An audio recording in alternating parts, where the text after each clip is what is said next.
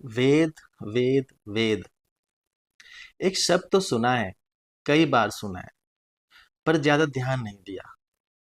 बस इतना सुना है कि उसको ब्राह्मण ही पढ़ सकते हैं, हम नहीं पढ़ सकते। नीची जात वाले तो बिल्कुल नहीं पढ़ सकते। यह भी सुना है कि नारियां नहीं पढ़ सकती। और तो और मैंने तो यह भी सुना है कि वेद में कई जगह बलि का भी जिक्र है। आपने ये बातें अपने आसपास जरूर सुनी होंगी। कोई आश्चर्य की बात नहीं है, बातें ही तो है हमारे बीच। वेद तो पता नहीं हमने कहाँ रख दिए और उनकी जगह कुछ और ही ले आए जिंदगी में। आपने एक बात और सुनी होगी कि कलयुग में ईश्वर की ज्यादा पूजा होती है। अगर होती है तो इतना दुख दर्द विनाश हमारे आसपास क्यों है? कोई तो कारण होगा।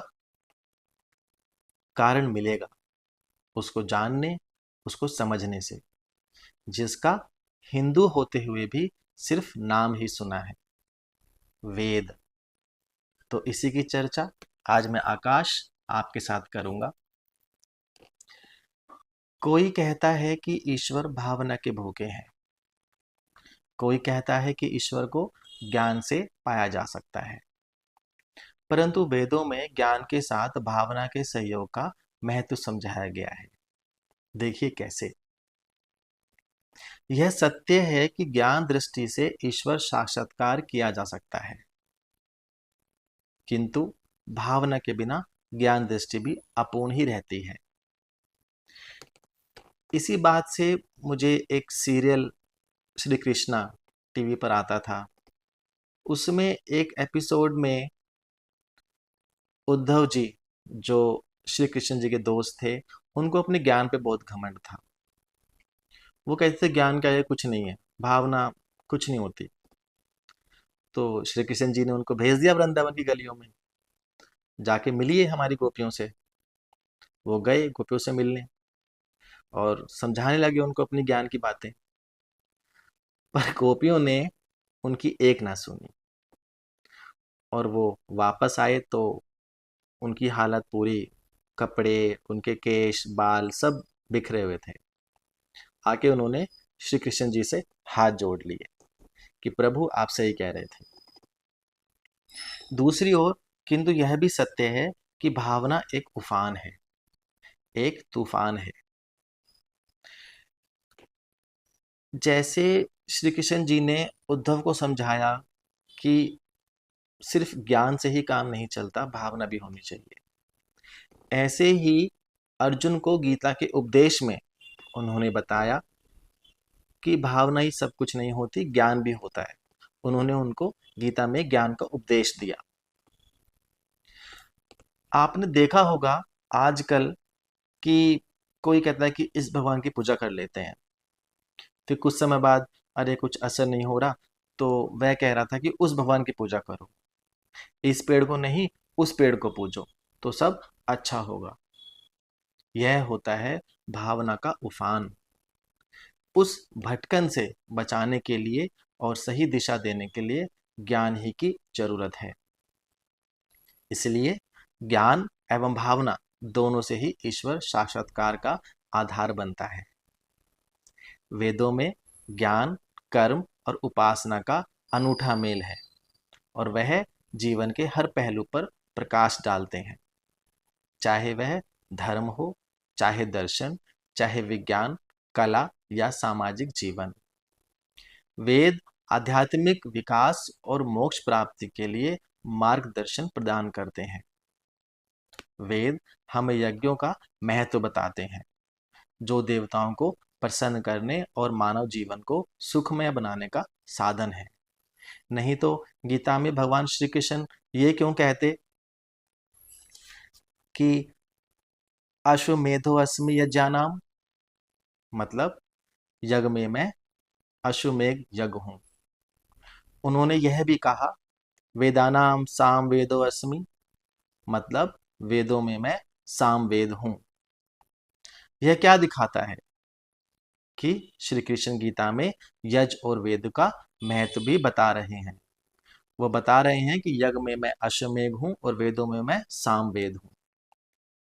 वेदों के बारे में क्या क्या कहा जाए, उनकी महिमा अपार है। वे सनातन धर्म के प्राचीनतम ग्रंथ हैं। वेद का तो अर्थ ही है ज्ञान, और यह ज्ञान सृष्टि के आरंभ में ईश्वर ने सबसे पहले अग्नि, वायु, आदित्य और अंगिरा नामक 4 ऋषियों को दिया। अग्नि ऋषि को ऋग्वेद, वायु को सामवेद, आदित्य को यजुर्वेद और अंगिरा ऋषि को अथर्ववेद का ज्ञान मिला। फिर उन्होंने आगे ऋषियों को यह ज्ञान मौखिक मतलब वाणी के माध्यम से दिया। इसलिए वेद को श्रुति भी कहते हैं, मतलब सुना हुआ ज्ञान।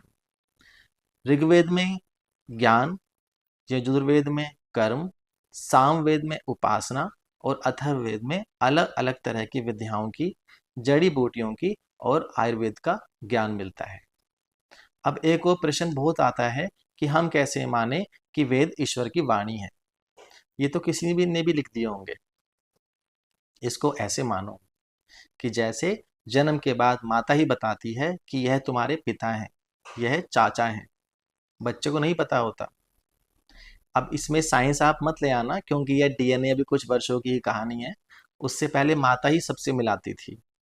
ठीक इसी प्रकार हमारे पूर्वज, हमारे ऋषि हमें बताते हैं। कपिल मुनि अपने सांख्य शास्त्र के 5वें अध्याय के श्लोक 51 में कहते हैं कि परमेश्वर की स्वाभाविक शक्ति से प्रकट होने के कारण वेद नित्य हैं, मतलब कभी खत्म नहीं होते। और जब खत्म नहीं होते तो शुरू कहां से होंगे? आगे शतपथ ब्राह्मण ग्रंथ के ऋषि कहते हैं कि जो आकाश आदि से भी बड़ा सर्वव्यापक परमेश्वर है, उससे ही वेद उत्पन्न हुए हैं। जैसे हमारे शरीर में सांस बाहर निकलकर दोबारा भीतर को जाता है और फिर बाहर निकलता है, इसी प्रकार प्रलय के पश्चात प्रत्येक सृष्टि रचना के आरंभ में ईश्वर वेद को उत्पन्न करके संसार में प्रकाश करता है। और प्रलय में संसार में वेद नहीं रहते, ईश्वर में वापस चले जाते हैं। इससे भी आसान है, यह समझिए कि महाभारत रामायण सभी ने देखी है। कौन थे वे लोग? सभी कहीं ना कहीं हमारे पूर्वज ही तो थे। और कितना महान कार्य करते थे, यज्ञ करते थे, वेदों का अध्ययन करते थे। तो ये हमें मानना चाहिए कि वेद ईश्वर की ही वाणी है, क्योंकि हमारे पूर्वज भी वही करते थे और वो हमें संदेश दे रहे हैं कि आप भी यही कीजिए। और ऐसे ही कई मंत्र जो इस बात की और पुष्टि करेंगे, उनको हम जानेंगे जब हम वेदों का अध्ययन करेंगे। तो वेद कहाँ से आए, यह हमें पता चल गया। अब एक और विषय को लेते हैं कि ब्राह्मण ही पढ़ सकते हैं, नार्य नहीं पढ़ सकती, और पता नहीं क्या क्या। ईश्वर पक्षपात रहित है, इसीलिए पृथ्वी के आदि में वेदों का ज्ञान पक्षपात रहित होकर संपूर्ण मानव जाति के लिए देते हैं। जैसे वायु, जल, आकाश आदि पदार्थ ईश्वर ने प्रत्येक मनुष्य के कल्याण के लिए निष्पक्ष होकर रचे, इसी प्रकार वेदों का ज्ञान भी ईश्वर ने पक्ष रहित होकर प्रत्येक नर नारी के कल्याण के लिए दिया। एक और कि होगा क्या वेद को जानने से? वेद आध्यात्मिक सिद्धांतों का वर्णन करता है, जो मुख्यतः 5 अवस्थाओं के इर्द गिर्द घूमते हैं। पहला परम सत्ता, दूसरा स्वयं का स्वरूप, तीसरा परम सत्य तक पहुंचने का मार्ग, चौथा परम सत्ता तक पहुंचने वाले मार्ग की मुसीबतें, पांचवा इन प्रयासों का फल। हमने इतनी बातें की, पर अभी भी कुछ रह गया। यही है वेदों में बात, कि जब आप पूरा अध्ययन कर लोगे तो भी कुछ रह जाएगा।